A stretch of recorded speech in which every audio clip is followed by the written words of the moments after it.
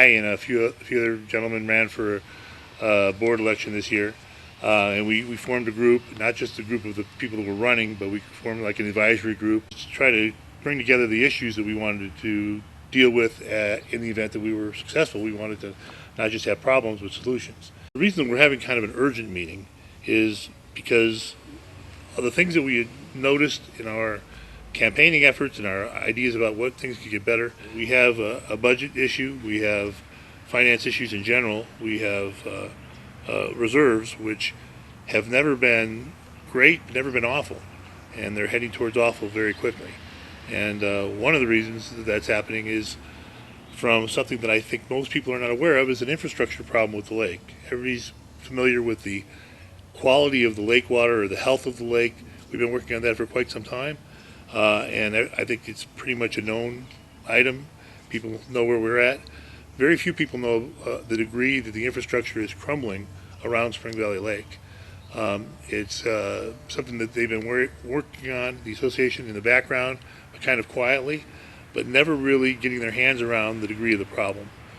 But to talk about the first issue, we just recently passed a budget. This budget was not disclosed to the association before the day of the vote. Even on the day of the vote, it was not disclosed. We asked for copies of the budget that was being voted upon, and they were not available to us.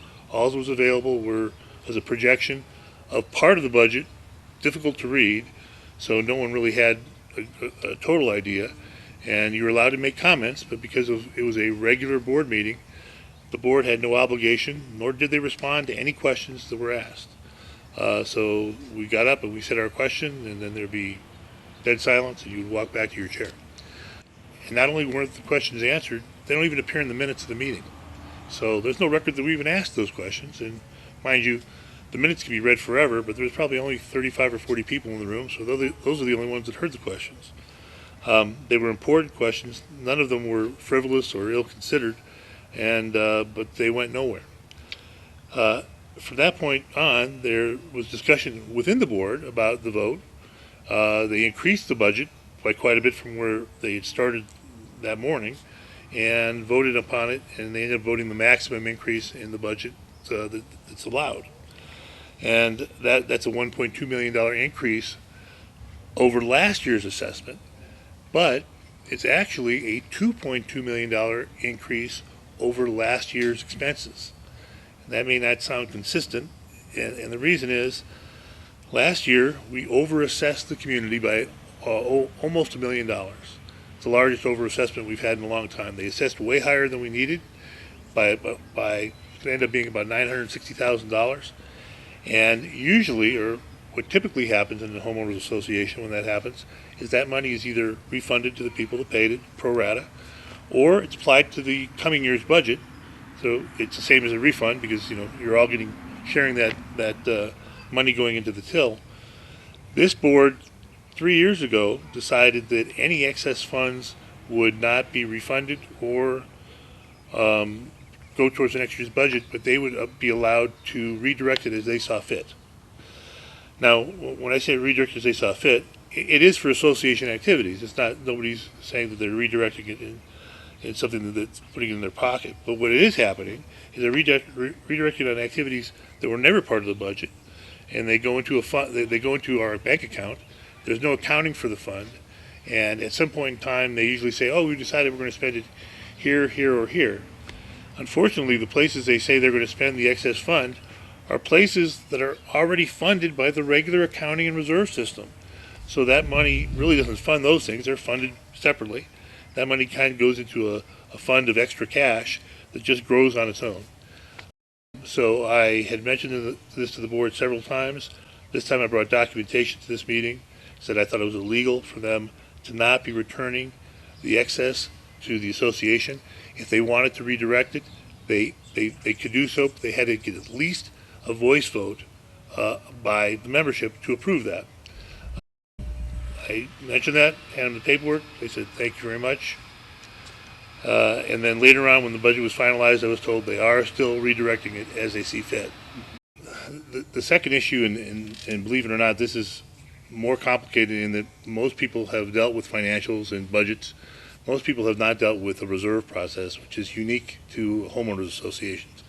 And basically a reserve process is just a formal way to force an association to put aside funds for the big ticket items that are going to need to be replaced over the years. So if you know that you're going to have to replace a basketball court every 20 years and the cost will be $200,000, every year you put aside $10,000. So when that comes about, you've got the money. By the way, you also invest it, make a little bit more money than that. That's the whole idea of the reserve program. And our reserve program is very misunderstood because it's complicated, but basically there's a number called fully funded. And what that is it's a calculation of how much money should be in our reserve fund at that moment. If we had set aside all the right money in all the right increments, this is how much money should be there, here's how much is actually there, and the percent between the two is our fully funded number. We've been at about 50%, give or take a few percent, for the last 10 years. Which is low, in my opinion. Because it unfairly penalizes the people that are coming up. It means you haven't charged enough to the past. You're going to be having to charge more to the future. But 50% is what it's been. This year, it dropped under 30 for the first time to 28.6%. And that's a pretty remarkable drop, and that puts us into more of a risk category for a lot of things. For lenders or for other vendors that we deal with, we're now considered at risk because we look like we're low on the funds it takes to maintain the association. What's even worse than the percentage that we're at this year is the projection next year we're going to be at 6.4%. And the year after that we're going to be at 0.6%. Now remember, never been under 50, usually have anywhere between 1.5 to 2.5 to 3 million in our reserve account at any given time in the last 10 years. That's dropping to 1.7 million this year. Next year it will be approximately 250,000, and then the year after that 15,000. And it only stays positive because the amount of money that we're having to put into the reserves is going up dramatically. It usually goes up 5% a year. It's going to go up 40% each year for the next 2 years just to keep us from going negative. And I would say the average association member does not know that, does not understand that, and does not realize how interlinked that is to some other decisions that have been made that have caused that to happen. Not the least of which is the infrastructure issue at the lake, which has two aspects of it. One is a disclosure aspect, meaning that people that have moved here, really in the last 20 years, should have known about it. It should have been something in the disclosure document, and they haven't. On top of that, the association's been aware of it since 1997. There was a court order that they were responsible for the infrastructure and the timetable and whatever program to put together. And as of this date, there is no program put together other than a Band-Aid stopgap approach. I'll give you an analogy. It's like finding out you've got cancer, and rather than going to the doctor and finding out what stage you're at, we immediately started treatment, even though we don't know whether we're stage 1, 2, 3, or 4. And that's what's been happening for years and years and years. We forced the association to get that assessment. They hired, at their choosing, they hired a professional organization to assess the condition of the lake, paid a lot of money to this group. They came back with some horrific numbers that said that the short-term costs could be between 8 and 30 million, and the long-term costs could be over $100 million. The association got this, and they immediately said, well, this can't be right. Now, if I went to a doctor and he said, you've got stage 4, and I said, I feel too good, I can't have stage 4, this can't be right, what do? You get a second opinion. You don't just stick your head in the sand.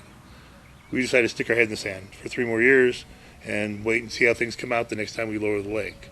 Even though the problems we have not only are bad, they are deteriorating at a worse and worse rate, where the amount of money it's going to take to repair it goes further and further up, causing more and more damage because of the delay. Any concluding?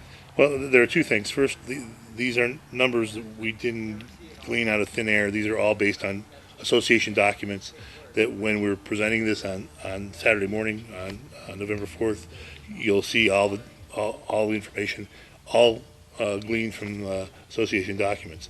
The other thing is, it was important to me that we share all of this with the board and not make this a gotcha for them where they haven't seen any of it. Because when we discussed doing this, I said, I don't want to just be planning our reelection campaign a year down the road. I want things to change now. So let's give the board the benefit of the doubt and see if we can bring them along and be our most convincing selves. And we have had some moderate gains on some peripheral issues. The bigger the issue, the more entrenched it seems.